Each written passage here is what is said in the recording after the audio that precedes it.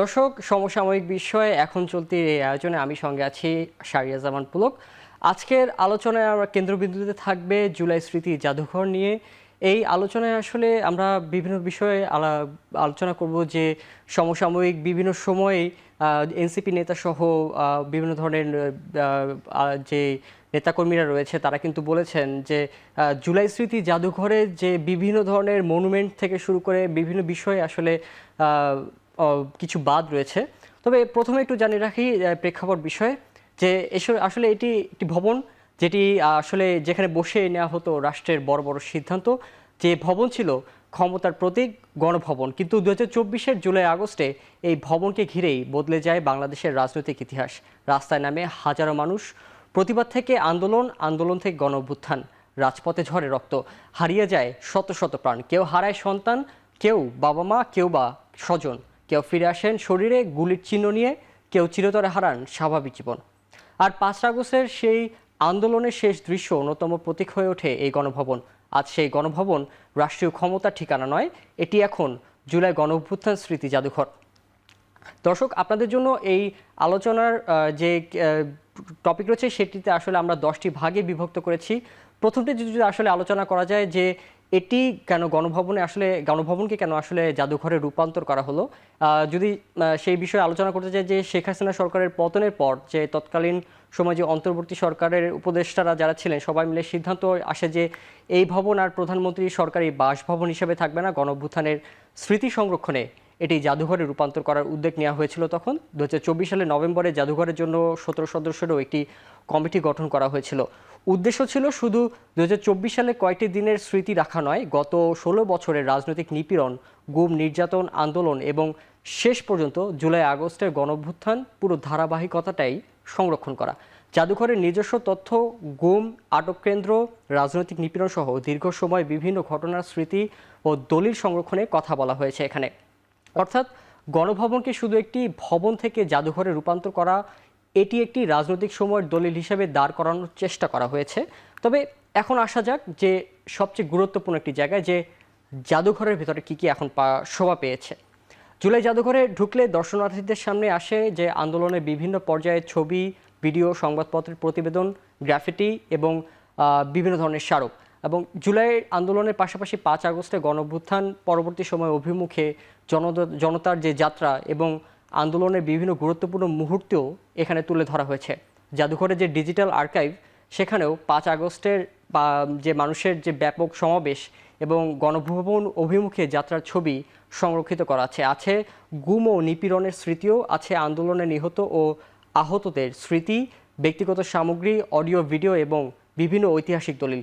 এছাড়া সবচেয়ে আকর্ষণীয় বিষয় রাখা হয়েছে লাল টেলিফোন, যার মাধ্যমে দর্শনার্থীরা শেখ হাসিনার কাদের সাথে কথা বলতেন, কি বিষয়ে কথা বলতেন এবং পতনের আগে তিনি কি বিষয়ে কোন মন্ত্রীদের সাথে, কোন আমলাতন্ত্রের সাথে কি কথা বলতেন, সেগুলো তারা শুনতে পারেন।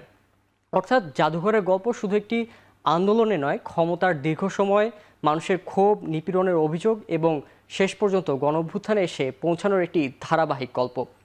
তাহলে প্রশ্ন উঠছে কোথায়? এখানে আসে আজকের রাজনৈতিক বিতর্ক। আজ শনিবার জুলাই স্মৃতি জাদুঘর পরিদর্শন করেন জাতীয় নাগরিক পার্টির এনসিপির আহ্বায়ক ও বিরোধী দলীয় চিফ হুইপ নাহিদ ইসলাম। জাদুঘরে ঘুরে বের হওয়ার সময় তিনি সরাসরি প্রশ্ন তোলেন প্রদর্শনীর বর্তমান কাঠামো নিয়ে। তার অভিযোগ, নির্বাচনের পর জাদুঘরে কিছু বিষয় পরিবর্তন করা হয়েছে, বিশেষ করে জুলাই প্রথম শহীদদের অন্যতম আবু সাইদের স্মৃতি যথাযথভাবে নেই বলে অভিযোগ করেছেন তিনি। তিনি বলেছেন যে ভারতীয় আধিপত্য বিরোধী আন্দোলন এবং সীমান্ত হত্যা ও ফেলানি হত্যার মতো ঘটনাগুলো, স্মৃতি যেগুলো রয়েছে সেগুলোর তুলনায় অনুপস্থিত বা সেগুলো সরিয়ে ফেলা হয়েছে। তিনি বলছিলেন যে তিনি যখন উপদেষ্টার দায়িত্ব পালন করছিলেন তখন তিনি সহ এখনকার বর্তমানে যে স্বরাষ্ট্রমন্ত্রী সালাউদ্দিন এবং তখনকার সময় যে অন্তর্বর্তীকালীন সরকারের প্রধান উপদেষ্টা ছিলেন, সবাই মিলে আসলে যখন এটি নির্মাণাধীন অবস্থায় ছিল তখন তারা ভিজিট করেছিলেন এবং তখন সেই সময় কিন্তু এইসব বিষয় রাখার একটি প্রস্তাবনা ছিল এবং সেই বিষয়গুলো নিয়ে কিন্তু কাজ করা হচ্ছিল। কিন্তু তিনি আজকে বরাবরই সংবাদপত্র এবং সংবাদ মাধ্যমের সামনে কিন্তু তিনি এই ক্ষোভের বিষয়টা তিনি জানাচ্ছিলেন যে এইগুলো বিষয় থেকে আসলে এই বিষয়গুলো আসলে জাদুঘরে রাখা হয়নি।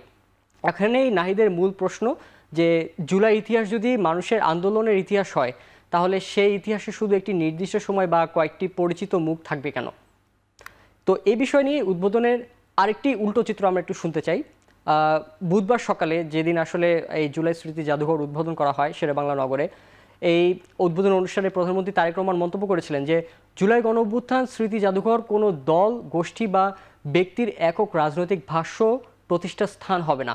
এছাড়া দেশের গণতন্ত্রকামী জনগণ আশা করে এই জাদুঘর কোনো একটি দল, গোষ্ঠী বা ব্যক্তির একক রাজনৈতিক ভাষ্য প্রতিষ্ঠার স্থান হবে না। কারণ 2024 সালে গণঅভ্যুত্থান কোনো একক ব্যক্তি, গোষ্ঠী কিংবা দলের নয়। এই গণঅভ্যুত্থান মহানায়ক দেশের গণতন্ত্রকামী জনগণ। 2024 সালে গণঅভ্যুত্থান ছিল দেশ ও জনগণের স্বাধীনতা রক্ষার। জনগণ যেমন মুক্তিযোদ্ধাদের ভুলে যায়নি, তেমনি 2024 সালে দেশ ও জনগণের স্বাধীনতা রক্ষায় যারা শহীদ হয়েছেন তাদেরও ভুলবে না। তবে এখন প্রশ্ন দাঁড়ায় যে আবু সাইদ সহ যেসব ঘটনা জুলাই সম্পূর্ণ হওয়ার পেছনে অন্যতম, সেসব ইতিহাস কেন এই যে জাদুঘর, সেই জাদুঘরে ঠাঁই পেল না? নাহিদ ইসলামের বক্তব্যের আরেকটি গুরুত্বপূর্ণ অভিযোগ ইতিহাসের পরিধি নিয়ে। জুলাই আন্দোলনে শুধু ঢাকা বিশ্ববিদ্যালয়ের শাহবাগ বা কয়েকটি পরিচিত মুখের আন্দোলন ছিল না, এটি সবাই আসলে এটি মানে এবং বলে। এবং তার মতে বেসরকারি বিশ্ববিদ্যালয়ের শিক্ষার্থী এবং মাদ্রাসার শিক্ষার্থী, পাশাপাশি ঢাকার বাইরে মানুষের ভূমিকা আরও বেশি শক্ত করে তুলে ধরার প্রয়োজন ছিল। কারণ জুলাইয়ের আন্দোলন যতটা শহর কেন্দ্রিক রাজপথে ছিল, ততটাই ছড়িয়ে পড়েছিল দেশের বিভিন্ন জেলা এবং প্রান্তে। এবং জাদুঘরে একটি বড় দায়িত্ব এখানেই যে কোনো আন্দোলনের ইতিহাস শুধু তার সবচেয়ে পরিচিত মুখ দিয়ে লেখা যায় না। যে ছাত্র রাস্তায় নেমেছিল, যে শ্রমিক আন্দোলনে যোগ দিয়েছিল, যে মা সন্তান হারিয়েছিল, যে আহত হয়ে আজও চিকিৎসা নিচ্ছেন, সে প্রত্যন্ত অঞ্চলের সবাই এবং আন্দোলনের পক্ষে যারা সবাই দাঁড়িয়েছিলেন তাদের গল্পও একটি ইতিহাসের অংশ। এবং তিনি আসলে এটি মনে করেন যে জাদুঘরের জুলাই অংশকে আরও শক্তিশালী করে এই বহুমাত্রিক অংশগ্রহণ তুলে ধরার প্রয়োজন ছিল আরও বেশি। এবং এবার আসা যাক যে শুধু প্রদর্শনী নয়, ব্যবস্থাপনাও আসলে প্রশ্নের মুখে তুলেছেন নাহিদ ইসলাম। তিনি অভিযোগ করেছেন জাদুঘরে কি রাখা হয়েছে তা নিয়ে নয়, তিনি বলছেন ব্যবস্থাপনা নিয়েও। তার বক্তব্য অনুযায়ী পর্যাপ্ত জনবল নেই এখানে। এই কারণে জাদুঘরের নিরাপত্তা ও সংরক্ষণ নিয়ে তিনি মনে করছেন যে এটি একটি ঝুঁকি তৈরি হতে পারে। তিনি বলছিলেন আজকে যে যেখানে যে জাদুঘরে 200 জন ভলান্টিয়ার বা কর্মী নিয়োগ দেওয়া উচিত ছিল, সেখানে মাত্র 20 জন কর্মী এখানে কাজ করছেন।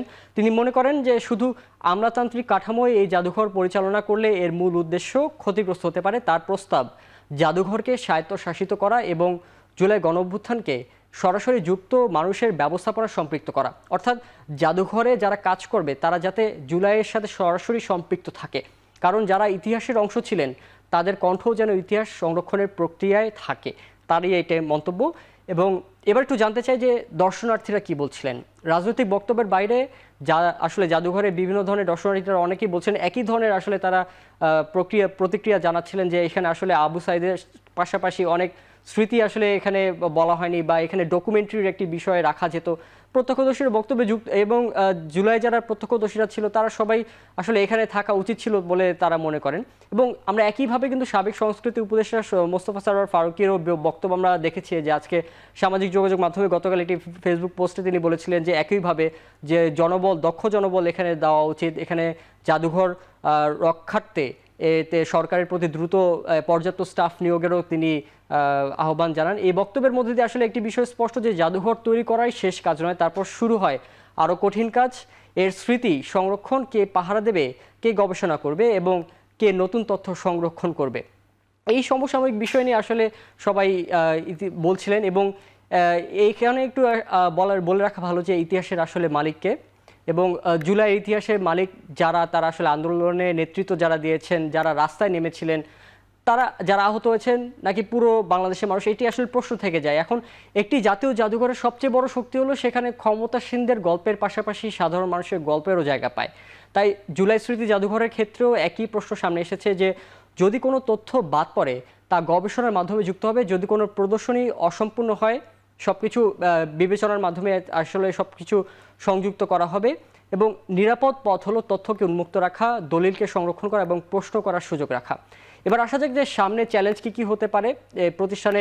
এটি আসলে একটি বলা চলে যে নতুন প্রতিষ্ঠানে পরিণত হচ্ছে। জাদুঘরের জন্য আসলে আলাদা আইন ও প্রাতিষ্ঠানিক কাঠামো করা হয়েছে, কিন্তু এর স্থায়ী জাতীয় স্মৃতি প্রতিষ্ঠান হিসেবে দাঁড় করাতে প্রয়োজন দক্ষ জনবল, নিরাপত্তা ও আর্কাইভ, গবেষণা বিভাগ সহ বিভিন্ন ধরনের আসলে গবেষণার বিষয় এখানে চর্চার বিষয় রয়েছে এবং সবচেয়ে মূল বিষয় হচ্ছে রাজনৈতিক প্রভাবের বাহিরে একটি বিশ্বাসযোগ্য ব্যবস্থাপনা। কারণ আজকের প্রদর্শনী আগামী দিনের গবেষণার উৎস হবে।